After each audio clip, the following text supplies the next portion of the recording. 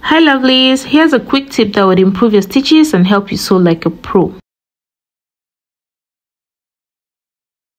When I first started sewing, my stitches looked like this. In order to get straight lines, I'd usually use my chalk and mark out where I want to sew from beginning to the end. Imagine how frustrating and stressful that could be, having to do that all the time. A trick that was taught to help me stitch straight lines was to get a page from a notebook and stitch along all the lines. If you practice doing this long enough, stitching on a straight line would become a lot easier to you. Another helpful trick to stitch in a straight line is to use your presser foot and troat plate as a guide. I recommend getting a troat plate like this one that has lines to represent the 1/4 inch, the 1/2 inch, 3/4 inch, and the 1 inch mark. That way you can keep your fabric in line with these marks while you stitch different allowances. So basically, each line in front of a particular number represents that number. I'm basically just going to demonstrate this on my fabric so that you can see. Here I'm stitching with a 1/2 inch seam allowance, and if you look clearly, my fabric is in line with the 1/2 inch mark. That would help to give my stitch a straight line, and you can see that my lines are very straight. Now when it comes to top stitching, it is good to use your presser foot as a guide. From the middle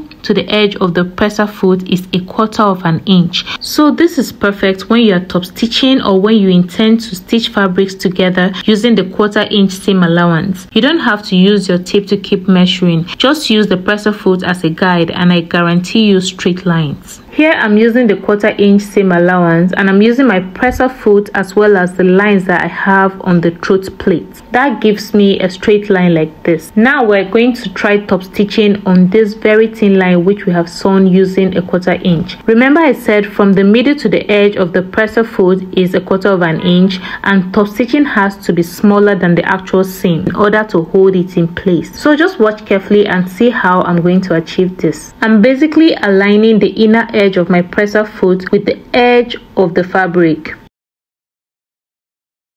This is what I have after top stitching, and you can see how straight this is. The lines are very thin yet very straight. This is what the inside looks like. Here I'm stitching with a 1 inch seam allowance, aligning my fabric to the 1 inch mark on my sewing machine. This is what I have after stitching.